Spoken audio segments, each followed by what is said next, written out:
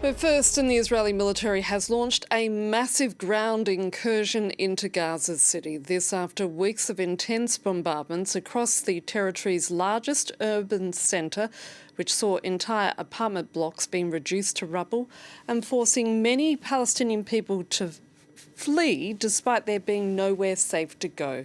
Posting on social media this Tuesday, the Israeli Defence Minister Israel Katz declared that Gaza is burning. The Palestinian Foreign Ministry, based in the West Bank, is calling for urgent international intervention following Israel's heavy overnight strikes on Gaza.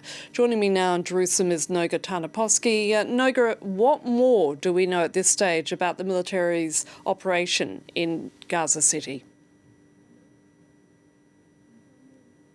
Know that it's using almost every branch of the army. It's a ground operation involving at least 2 divisions. The army announced this morning that a 3rd division would be joining these first 2. Tanks were already seen in central Gaza City as early as late last night, and the air campaign, which you just mentioned, toppling, high-rise after high-rise, the skyline of Gaza City, that is still underway as well. We don't have numbers of injuries or deaths in Gaza from the last hour to the last figures that I saw from the Hamas health authorities was 56 dead and close to 200 injured, but I suspect that the numbers are quite a bit higher right now. Noga, I'm just going to pause there, as this is what the families of those remaining hostages in Gaza who are now setting up a camp in front of the Prime Minister's Jerusalem residence had to tell reporters earlier. Are getting stronger all over Gaza. Our children are there.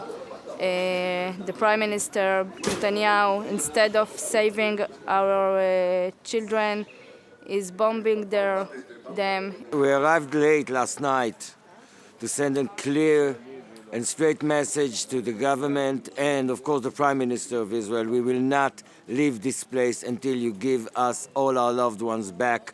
If you don't stop the war now and bring back all the hostages, you will be responsible for the death and the disappearance of all the remaining hostages, dead and alive.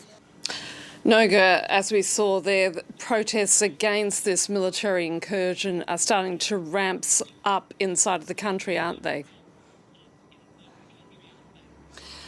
Very much so, and the focus today is on Jerusalem. We've seen the families pretty much spontaneously started gathering around Netanyahu's residence around midnight, initially just standing there, calling out with, microphones. Then some people brought them tents and they set up a mini tent city. But right now they're calling on the whole country to join them, to basically block the roads, to block the capital city until this part of the war is over. I want to read you some words by Anat Angrist. She's an interesting one of these parents of hostages.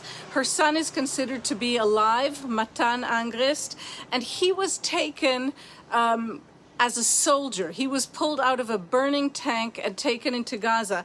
She had a message for the chief of staff of the army, and she used a quote, one of his quotes, General Eyal Zamir's quote, who warned the cabinet last week that soldiers were being sent into a death trap in Gaza. She said to him that on your orders, soldiers are bombing other soldiers. She said the Prime Minister's decision to occupy Gaza, even at the cost of our loved ones, including my son, she said they all risk simply disappearing. The accusations we're hearing here in Jerusalem from parents are quite simply that the Prime Minister has ordered the assassination or the execution of the Israeli hostages. This is coming on a background of very strong reactions to other statements by Netanyahu. So we even had the Israeli Association of Industrialists, for example, today, very unusual statement, really slamming the government for ordering this new phase of the war, saying that Netanyahu was dragging Israel into an economic and diplomatic abyss. So I would say that the winds here in Jerusalem are pretty hot and heavy right now, and we should keep an eye on how this develops over the course of the next few hours. And also in the last hour or so, we've got news that the Israeli military struck the Yemen's Red Sea port of Hodeidah. This is hours after Israel issued an evacuation order for people in and around the port. Again, what more can you tell us about that? Well, we have a new statement from the Minister of Defense, the Israeli Minister of Defense, Israel Katz, and he said that Israel struck Yemen in order to maintain a sea and air blockade against the Houthis, these Yemenite rebels who have been launching missile after missile at Israel. He said Israel wants to ensure the continuation of the maritime and air blockade against the Houthi terror organization. This was in one of his many tweets today. Noga Tanaposky reporting there from Jerusalem. Thank you.